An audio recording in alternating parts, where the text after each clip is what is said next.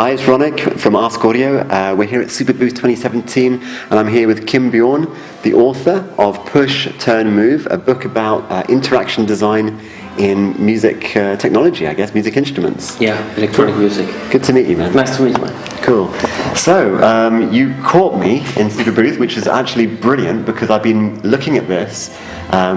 You went on Kickstarter, I think, on Monday or Tuesday. Actually, yeah. Tuesday, right? So just before Superbooth. Yeah. And unfortunately, I didn't get a chance to write an article about this. I really wanted to, because this is a fascinating subject and one I think is really important and pertinent for this time now that we're in the industry. So maybe you can tell us a little bit more about what the book is. Just give us a brief overview. Yeah. As you said, there's quite an interest in this because we got funded within an hour. That was quite a surprise for us. Wow! Congratulations. Thank you.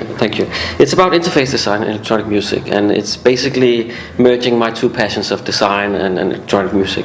So I'm trying to provide a framework for dealing with interface design in instruments and controllers, and also showing good examples during several decades, and interviewing different people and brands who has had quite an impact on the business. Okay, so let's talk about some of the brands that you've interviewed. I mean, I off the top of my head, I can remember, and this is day 3 of Superbooth, by the way, which means it's tiring. Top of my head, I can remember, of course, Teenage Engineering being one. I can remember Korg, I think, and a few. There are so many, in fact. Maybe you can tell us more. Which ones you interviewed and what that process was like, because you've been working on this book for over a year. So it's been a long process, and I mean, patience is key, because some of the big brands, it takes quite a while to get the right interviews, the right contacts. But it's as you say, Teenage Engineering. It's some of the newcomers on the market, and also some of the established brands. And it's quite interesting, the different approaches and the different views and interaction, and making instruments for yourself or for a particular user. They have quite different interests and angles on this subject. So it's everybody from Dave Smith Instruments, Keith McMillan, Roger Lynn, of course Roland and Yamaha and Korg are in there too. And this is for me, it's not as much about the brands as it is about the actual instruments and the approaches, and also especially the people behind the designs. Why did they make this decision? Why does it look as it does? How is it being used and stuff like that? So there's also artist interviews in here. Because Matt Moldover is one of them that I remember seeing. Yeah, also because he's a guy who actually did a lot for controllerism, and Ian Golden is in here too, of course, with DJ Tech Tools. So it's been really interesting because there's a lot of common things between these vendors or makers and artists, but it's also, they are all artists actually. Though they have some guy working in his basement for a year on an instrument. That's really I want to celebrate all this work and all these great instruments also. So it's not about reviewing instruments or my particular opinion, but it's more objective, I think, providing this overview. And I think it's the first book about this. Well, I haven't come across one similar, which is why, to be honest, I was particularly excited. And it's certainly taking an interesting viewpoint, not just focusing on an instrument, not just focusing on a manufacturer, a single one, but looking at the whole industry, the artists as well. So I think there is one book out from Germany just covering Roland gear. Arthur Roland, from a couple of years ago now. Very thick, little, nice book. Lovely, kind of a coffee table book. So do you envisage this book being similar, being something that people would keep on the coffee table but crack open to kind of look at, or something that they might use as like their inspiration for creating the next generation of interfaces, or for music instruments and controllers? I hope so. I mean, a coffee table book, but also a studio book, and maybe a workbook also. I come from an educational standpoint. I teach interface design and interaction design also, and I've written other books about graphic design, for example. So for me, it's also that we've been able to actually bring these brands together in this book I think is a great thing, and they see the value of it, because it's about also telling future generations, what has been done and what can be done, because there are some quite innovative designs in here also, and also of course the classics. So this is a beautiful book, if I may. Just take so this is, I guess it's the beta version of the book, if you like. Push, turn, move. It's at the moment. It's I think you said that there's extra pages in here, so it's not completely. We are 2/3 through. I still have to do some of the interviews, and I have the editors, Paul Nagel and Mike Medley, doing some work on it also. And we have, because I'm not native English, we have to have a proofreader all over also. And I'm both doing the design and the writing and the interviews. One of the things that I think struck me the most about Push, Turn, Move is that it's come at a time when, arguably there are more tools than ever to allow people to make, music hardware, music software. There's the DIY music movement is on the rise, and there is, from contact instruments to making plugins and iPad apps. You can make them all now for musicians. But the thing that strikes me is that some things that we've come across, the interface has been a bit lacking at times. So do you see this book as maybe helping people to understand more about the interface so that they can build for future generations, really? I hope so, definitely. I mean, you see a lot of engineers or developers doing this stuff actually, but more and more companies, of course, notice the importance of getting designers into the loop when designing these things. And in the book I'm covering, as you say, iPad apps, actually software like Ableton Native Instruments, also their hardware, because interfaces are all over. I mean, how things work together, hardware and software. It's become very, what do you say? It's in the zeitgeist, right? In the times now that you have a lot of great stuff in software, and you have some sort of hardware controller or instrument also interacting with it. So it's not only actually electronic instruments, but also controllers doing things. And I hope that people will see it as maybe a common base or ground to build upon. I hope this will not be the only book in the future about this subject. No. I hope this will inspire others to dive deep into this subject too. But I mean, do you have plans for, or thoughts or ideas for a follow-up book, or something that maybe kind of sprouts from this? Yeah, we have had plenty of ideas, but for now we've been putting them a bit aside because we have to focus on this getting finished. We're coming out in September. Okay, excellent. So that'll be for Kickstarter people, but after the Kickstarter is finished, will people be able to still pre-order or buy it? Yeah, probably. Also, in the meantime, from the Kickstarter is ending until we get the book out, until it gets printed, they will be able to pre-order it. But of course, it's not the same price as the Kickstarter price. So I would definitely urge people to pledge now. Okay. Also, they can get T-shirts and cool stuff. Yeah, that's always a good thing. Yeah. Well designed T-shirts. Hopefully. Cool. And one thing I noticed, I know this isn't the final version.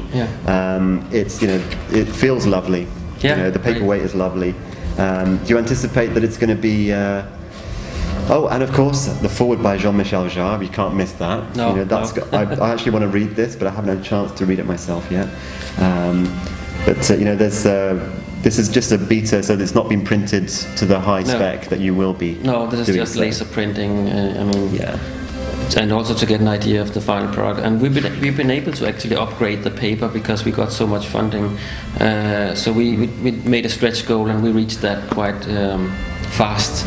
So we have been upgrading the paperweight also. Oh, awesome. Sorry. Yeah. You got an interview with Rohan Hill. I was trying for that myself. Okay, cool. So well done. Because they're based in New Zealand, aren't they? Yeah. So this is the Synstrom Audible. Yeah, it's quite fascinating. He's not happy about the sketches, so he sent me some new ones actually.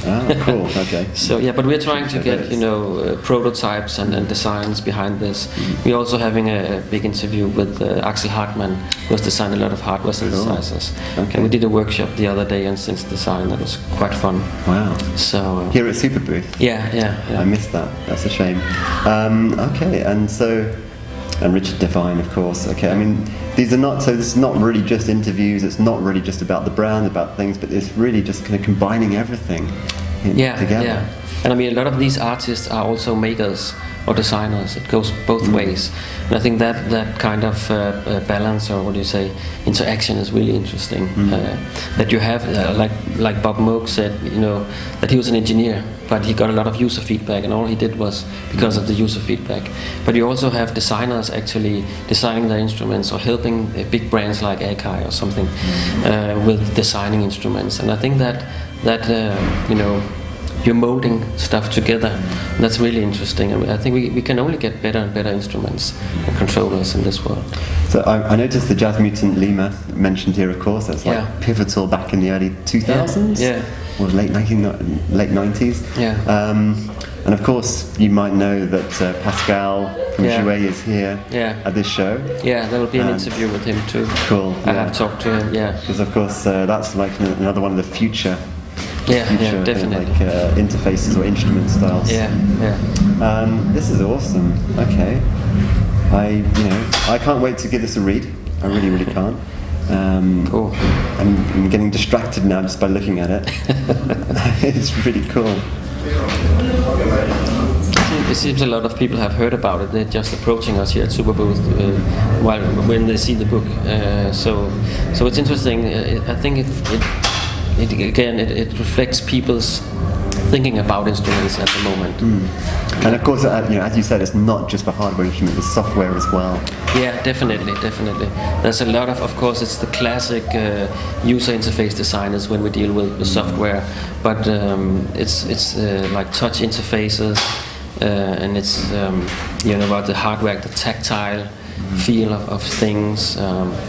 It's also, it has a little bit of psychology in there too, because there's an interesting what do you say, development, when this relationship with an instrument. That some people, Klaus Schulze told me that his favorite instrument, he called it a he. It was one of his best friends. Like Jeff Mills with the 909, he says I can always depend on this. So there's also this very tight relationship with an instrument. Emotional relationship. Yeah, and that's really interesting. But you can only get to that level if some other things are fulfilled in the interface design. So that's an interesting aspect of the book as well. Interesting. Okay.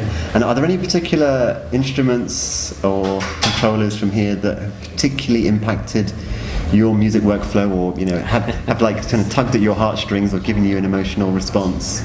Oh, there are so many, because I really like, and I guess like most of musicians, you change gears sometimes. I want to try this and try that. But I think the Teenage Engineering OP1 was for me because it's very portable, also, and it has a lot of stuff tucked into it. A very nice piece of equipment. But I mean, everything from like the Moog Sub 37 is also very inspirational, and the Tenorion, the Electron stuff. So I'm usually interested in all sorts of different interfaces also. We all know the basic synthesizer layout with the modern pitch wheels and the keys and stuff like that, but also the way people arrange things on the interface. And when I see something different, it just kind of catches my interest. Interesting. So one last question. I'm just curious about what your perception is of interfaces that are kind of grids, where the particular buttons or pads on the grid change function depending upon what you're doing.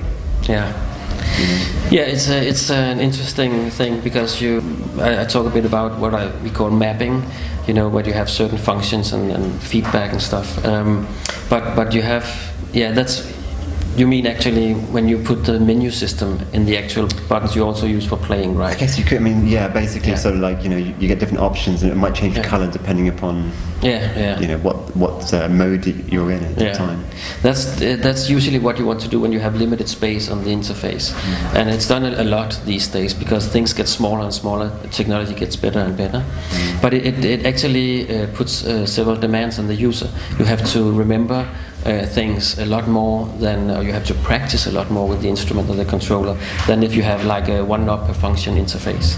So it's always a balance also between economics and space and technology, but and some products solves this problem better than others, of course. It's always like that. So. Cool. Okay, so I'm looking forward to getting my chance to read this book when it's finally finished in September.